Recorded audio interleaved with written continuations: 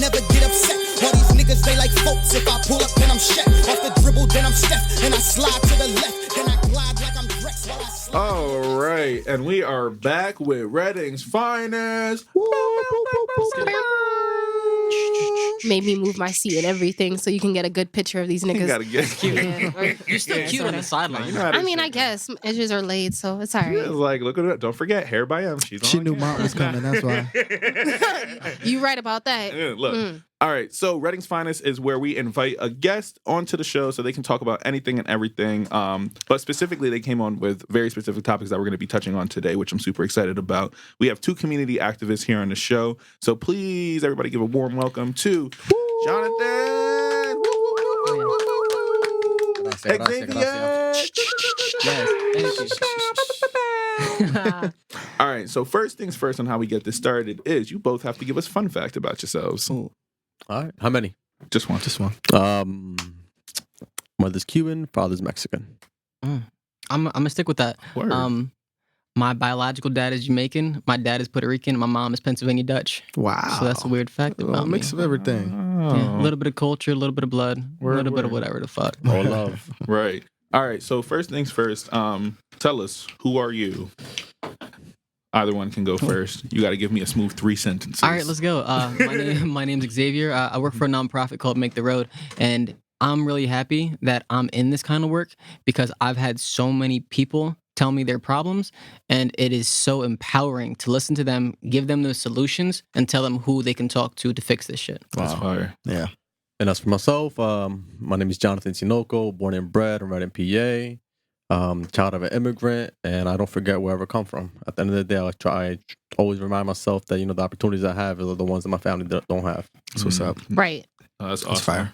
fire. So first things first, for the both of you, you're both community activists. That's what you refer to yourselves Correct. as. Yeah. So tell us where that got started. I'll go first. Yeah, so for me, I was working as a temp at a factory job. Got an injury on the job and didn't report it for like 2 months, and then tried reaching out to my supervisor. It was a bad situation. Injury got worse and worse, but it ended up being just like no help.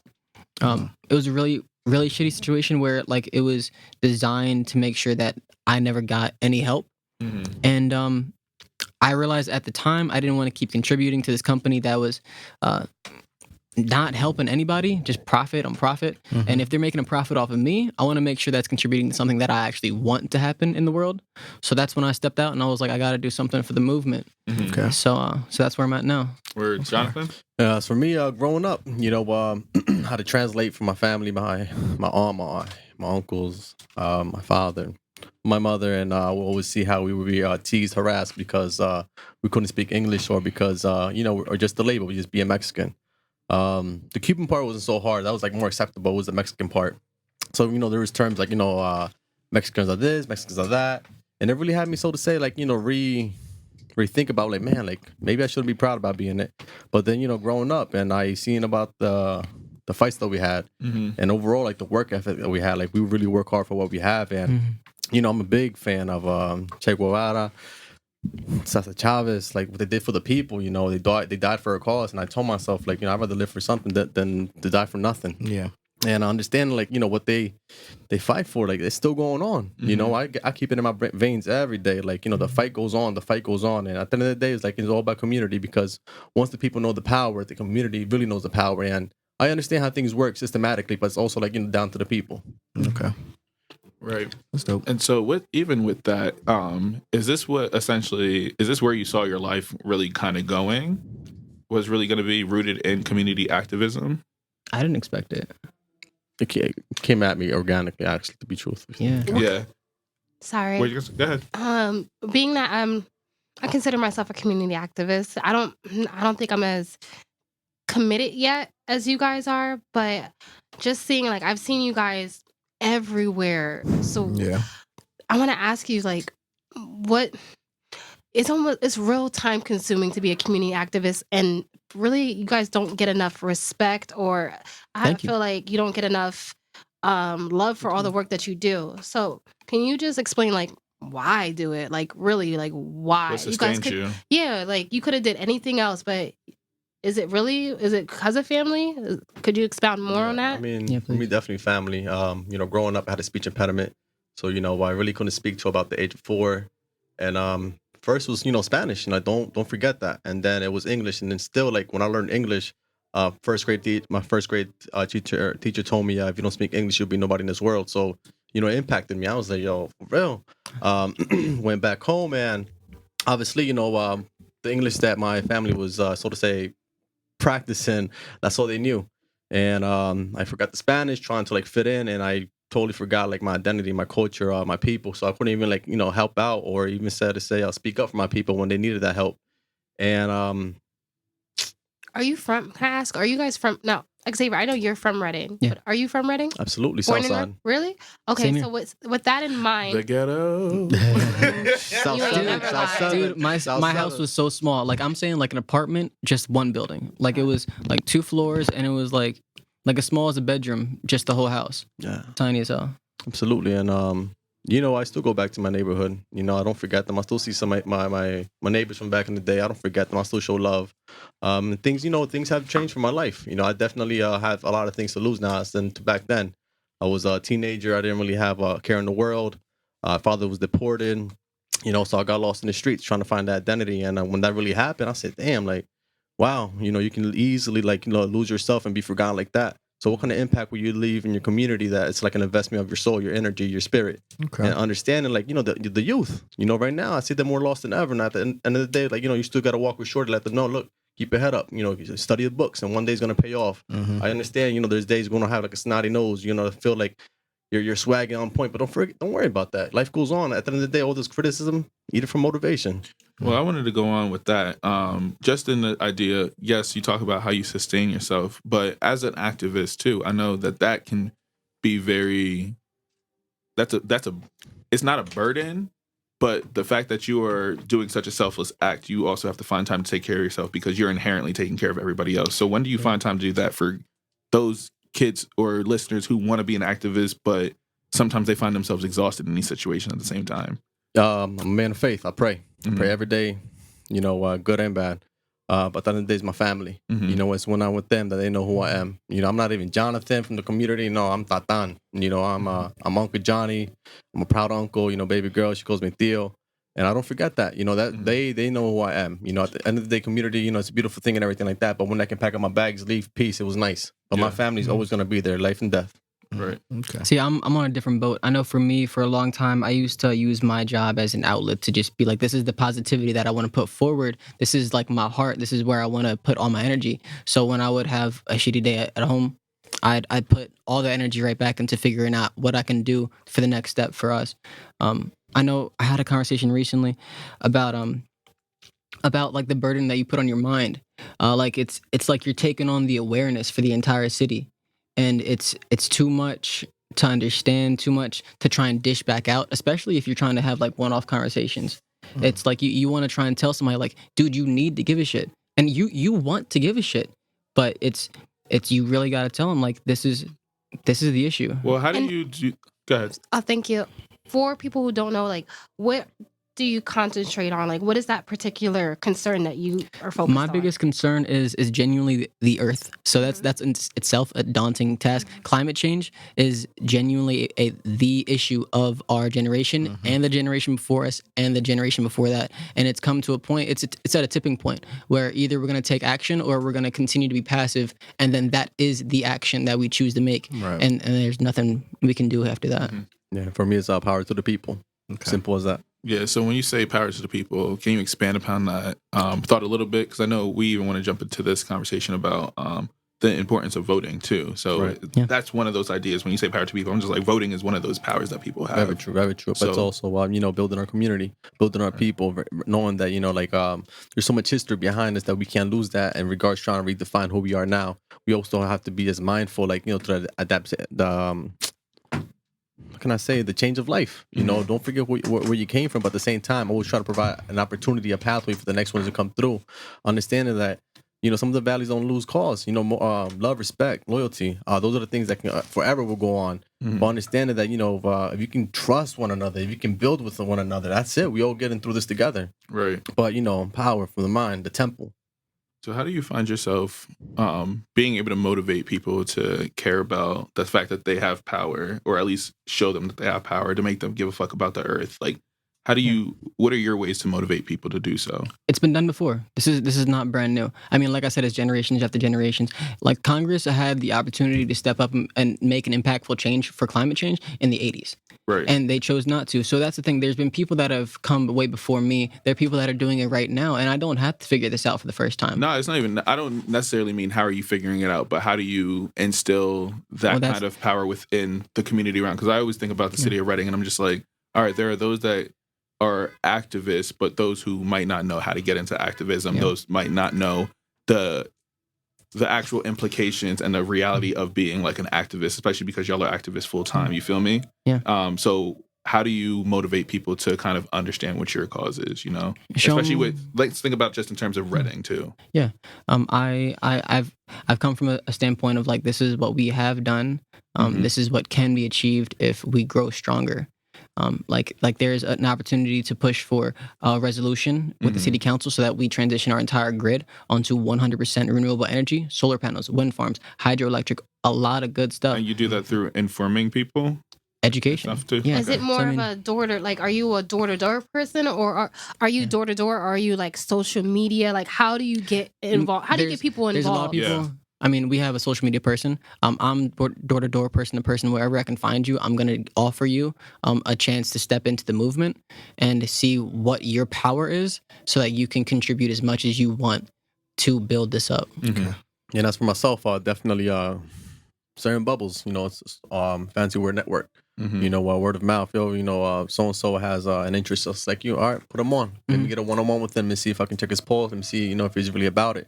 You know, real recognize real. You can tell when people really have the intention to like really like cause change for the better, or just people that's just, you know, just want it for the likes. Yeah. Right. Okay. And how do you feel about activism within the city of Reading? It's something I'm curious about, because I know, like, when I tell you, when I was in Philly, it was a different energy. You feel me? When I was in Harlem, that was a different energy. You know what I mean? Yeah. And so I'm very curious on, like, when you talk about this kind of activism, because I know I'm an activist, but I focus primarily on social activism and particularly Black people, right?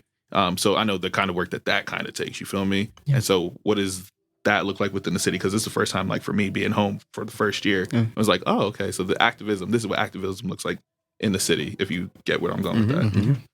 I can say that when we do make an action could be a press conference where we just need to talk about the issues. And then there's points when we go past talking about the issues and you've had 1,000 options to help us and the people empowered didn't do anything. So then we take it to a protest. And we need to make a statement of either solidarity for the people that are in pain, like the people in Puerto Rico that are still trying to recover from Hurricane Maria, like the people that are in detention centers. Shut down fucking Burke's detention center, because that is a massive issue that's holding families down. Shut down Burke. Yes, and it's insane. So what I'm seeing is a massive collection of people that are really willing to scream until shit changes.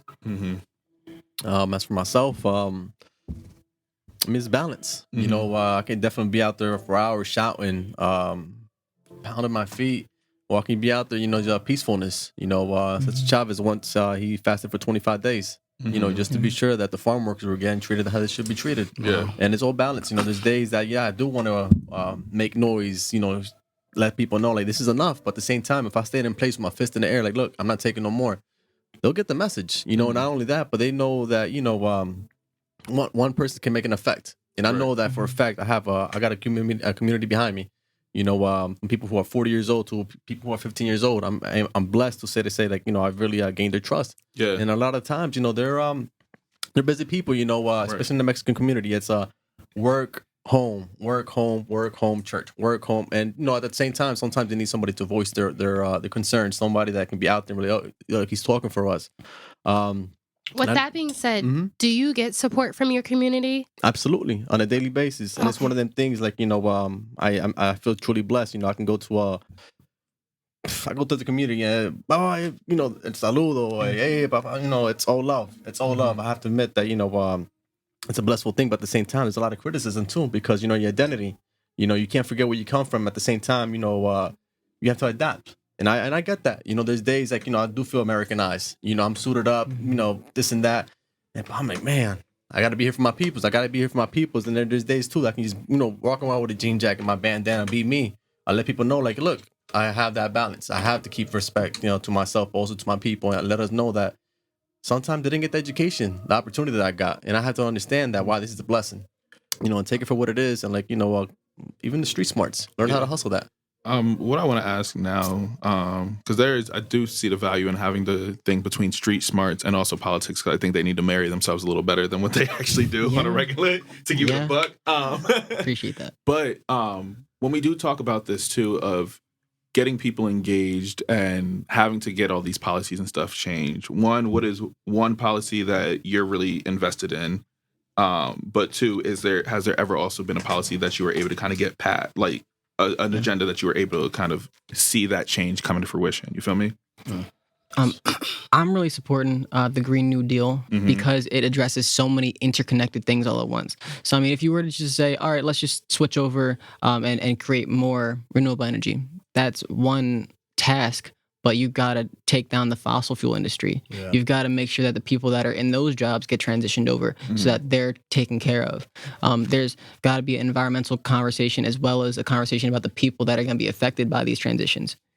So the Green New Deal is a national proposal, and it's supported by so many. And there's state level policies, versions of it that really adjust to actually fit the needs of different communities. Because, I mean, you can't figure this shit out without talking to the people that you're going to affect. Right. And then as far as resolutions that I've seen in Reading, the one from the Sierra Club, Reading for 100, they proposed the one that'll transition us by 2035. I think that's a long time. I think we need to push it faster. Golly, 2035. That's always my argument. I'm just like, policy takes so fucking long. Oh my goodness. There's people that have their money on it. They have stakeholders. And I think the biggest issue that I really do want to tackle next is how do we take that money out of it? The fossil fuel industry has got so much money in this, and they've got so much power and manipulation, but that's where I'm coming at it from. And then for you, Jonathan? Yeah, definitely for me is getting our people in position. To once again opportunities that we can change the education system. We can change how immigrants are being treated and get them legal status. Some of them just don't know how to do it. All they know is how to get over here and work. That's one of my biggest frustrations. That's short and sweet right there. Yeah. And that's definitely appreciated. And I think Joe. Because we were making some time. My goodness, appreciate it. Like, oh my goodness. But even then, like, we can get into this rapid fire questionnaire section. Not random question. Sorry. No, sorry, I mean this is the random questions. Oh, we throw them out. So how this is going to work? Since there's 2 of you and 3 of us, we're each going to throw 2 random questions at you and answer them as fast as you can, and they can be as light and they can be as heavy. What are you reading? Jordan Peterson's 12 Rules for Life. Interesting. Motorcycle Diaries by Che Guevara. Hidden Talents. I can clap with one hand. Yo. Please tell me you're recording that shit. It's not hidden no more. That is something. And as for me, I can code switch real good. Yeah. Okay. That's a talent and a half, let me tell you. My name is Marquise Richards. Nice to meet you. I'm Dayquan Williams. You're still black. You know Dayquan. Devon. Favorite color? Red. Teal. Favorite food? Rice and beans. Tacos. Which parent do you most resemble? Oh, that's a good one. My mom got her nose. My ancestors, because neither my mother and my father. Okay. You like blended both? Nice. Okay. Marquise, that's you. Favorite music video? Easy. This Is America. Oh, That's that's fire. dope. Yeah. Dun, dun, dun. I'm going to have to go with Michael Jackson's Rock My World. Fair. Close, but I love it too. He said those. I Was did that too too. much? Those two. We did too. One more round. One more round? Yeah. Childish. Favorite rapper? Childish Gambino. Okay. You must listen to a lot of music. I'm going to have to go with Tupac. Okay. I fucks with it. Damn, I just lost my question. If you could go to any concert, like from now or even before you lived, who's and why? That's rough. Oh my God, we didn't talk about Homecoming. That was your slip up. I Damn, know. My We'll talk bad. about I it. should have reminded y'all about Disappointing. Macy's way. Not legit. It's a concert I already went to. I went to go see Childish Gambino like 5 days before his birthday, and there was a moment where it was dead silence, and I was like 4 rows away from him, and I just really wish I would have yelled "Happy Birthday" Yeah. Donald Glover. I'm seeing That would him have this made my life. weekend. Are you Wow. Yeah. No invite. Where did you go see him? Baltimore? Now that was in Philadelphia. Okay. All right. I think for me would be man. Michael Jackson. Nah, not this time. Bad Bunny? Second. I will have to go with DMX. Okay. You know, back Rough. in back when Yo, he he's the kid in the movie. He's coming back? Lit. Really? Is he? Really? Is there going to be another Billy? No? The snakes, the grass. I went back to his first album. I was like, this shit Fire. was Yeah. fucking DMX fire. was Yeah. a very Still. solid rapper. Oh, Still. wait. How did you guys feel? Now, last question. How do you feel about Kanye selling $200 sweatshirts at Coachella? That dude don't give a That's shit. gonna sell. It's going to sell? Clout. I see what you did I there. like that. I I see like what you that. did there. All right, what's your favorite condiment? Repeat that? What's your favorite, You did say that shit kind of It's fast. So I mint. was like, what's your favorite condiment? Wait, what? I'll stick with mayonnaise. Yeah. Hate me for it. It's Ew. fine. Weirdo. Go ahead, hate me Because for he's- it. favorite? It's Yeah. because he's... You gonna break up with him for that comment? No. She's tried. She's No. tried. Man, I won't lie. Mayo low-key hits, especially the vegan version. Thank you. But go ahead. Hot sauce. I saw. Ew. Man. Hot sauce in his bag. Damn, that's two swag. extremes. That's My a man. full way Actually, if you of put doing them Mayo and hot together, sauce. that shit hits. There was the Oh my undercover God, you're brother. right. You know The what? Family recipe. Oh my God. You're I just, right. No, it does. What? If you put hot sauce and mayo. No, actually, I'm lying. It's ketchup. Hot sauce and It's ketchup. Hot sauce and ketchup. Put that on My- a fried my fault. fish. I It's just a thought about the Colombian red sauce and how cuisine, that shit isn't just it? be tasting so good. I'ma try it. But yes, if you What put was it you on, about to put that on now? I'm try curious. that. What do you Bread. put hot sauce and ketchup on? on some vegan bread? Oh, you're lying like shit. My nigga, I Was it hate on that you. cheesesteak? What? What?